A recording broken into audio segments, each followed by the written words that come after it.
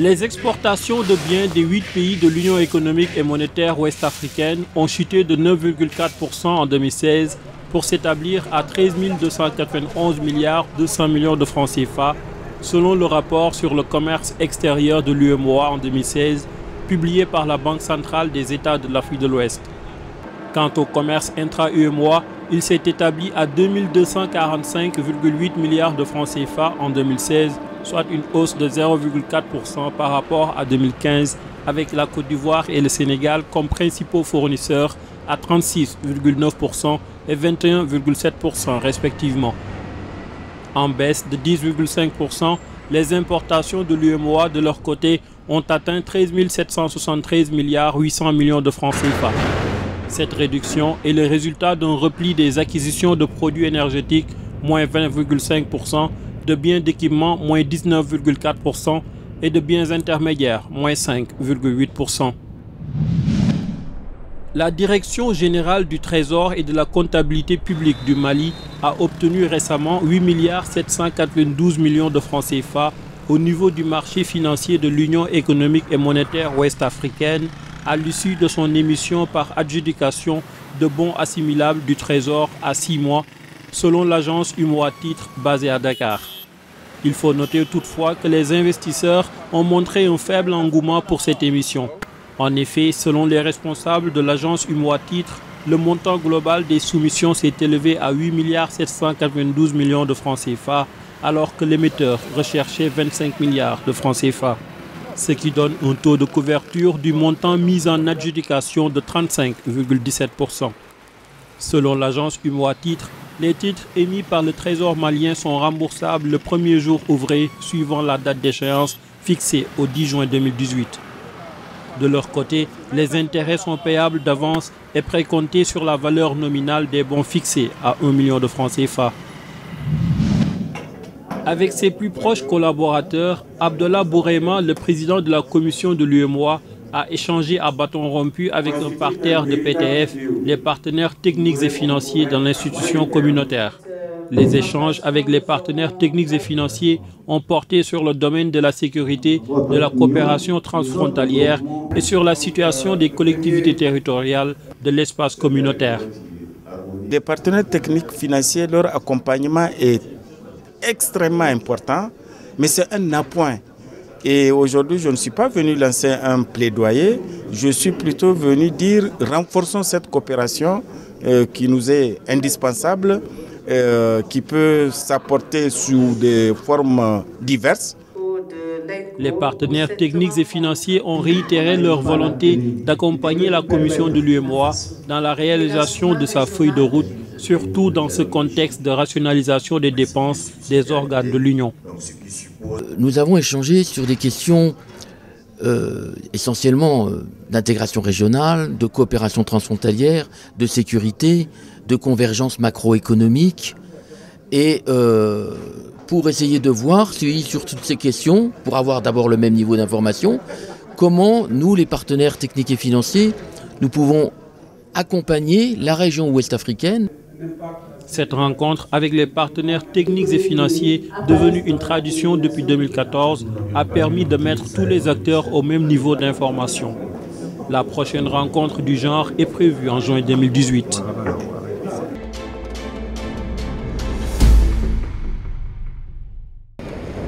Aller vers les populations, les impliquer dans la coordination des politiques sectorielles nationales est une stratégie que compte appliquer la commission de l'UEMOA dans le processus d'intégration et de développement de l'espace sous-régional.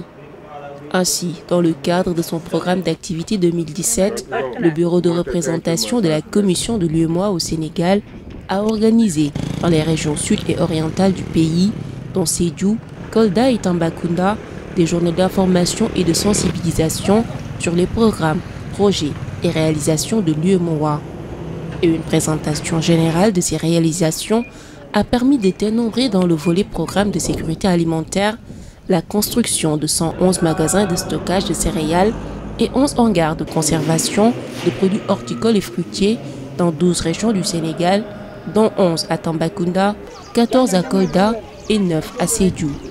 Réalisation que les populations ignoraient jusque-là et elles ont fait des demandes allant dans le sens de créer plus d'infrastructures dans ces localités lors de la rencontre avec la délégation de la représentation de la commission de l'UEMOA au Sénégal.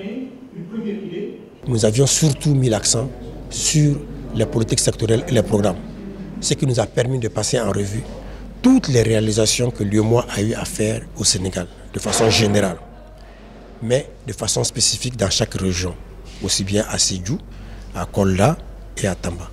Donc nous avions rappelé ce qui a été fait d'une façon générale dans beaucoup de domaines, mais nous avons indiqué aussi aux populations ce qui leur a permis de savoir que par exemple à Sédhiou, nous avons eu à faire des magasins de stockage et que ces magasins de stockage, d'ailleurs ce qui a permis, nous également et aux populations, souvent ils voyaient ces réalisations mais ils ne savaient pas qui était l'auteur de ces réalisations, quel était le concepteur, qui en assure le financement.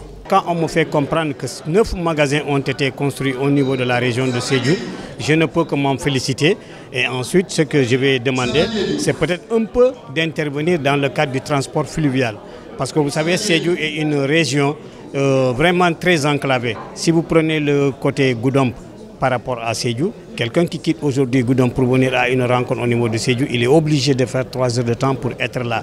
Donc aujourd'hui, une grande institution comme l'UEMOA pouvait penser quand même dans le cadre de la mise en place des grands projets, vraiment inclure le problème du pont pour désenclaver un peu la région sud par rapport à Sédhiou, qui est aujourd'hui le centre régional vraiment des 3 départements qui constituent Sédhiou, Bounkiling et Goudomp.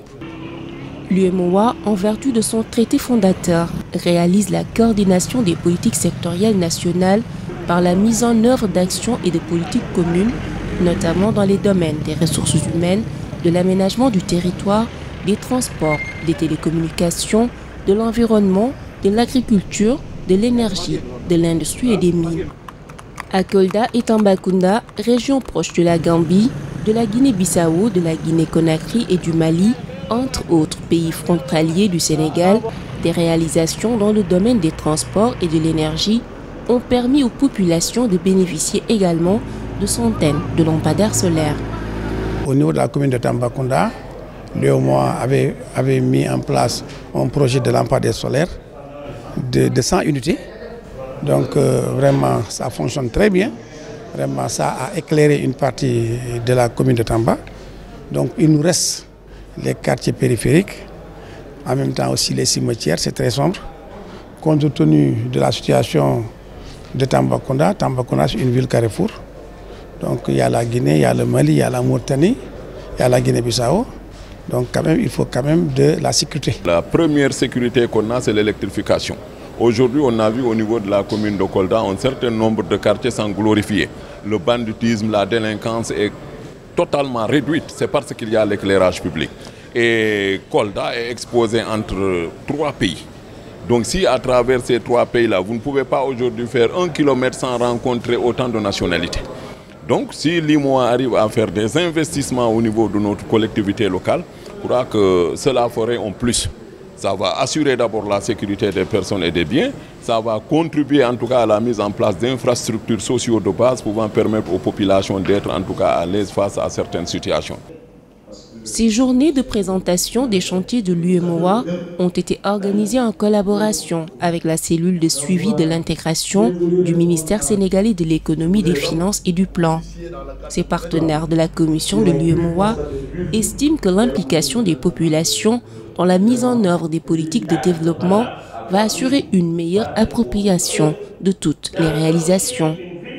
Dans la logique un peu de décentralisation qui rythme la vie de, je peux dire, tous les pays qui sont membres de l'Union, donc il est important qu'au niveau territorial, qu'on sente une implication des populations. Donc c'est un premier pas qui nous a un peu permis de mesurer l'attente donc des populations. Et si, à mon avis, le rythme est maintenu, l'objectif final, qui est d'avoir une union des peuples à travers l'UEMOA, sera atteint. L'UEMOA est depuis 23 ans au service de l'intégration régionale et les réalisations et chantiers de la Commission, notamment au Sénégal, ont été portés à l'attention des populations rencontrées. Ces dernières, au terme de la tournée, ont apprécié l'organisation régionale au-delà de son aspect institutionnel. Dans le pays, 5 régions, à savoir Saint-Louis, Louga, Diourbel, Kaolack et Ziguinchor, ont plusieurs mois auparavant été visitées dans le cadre de ces journées de sensibilisation.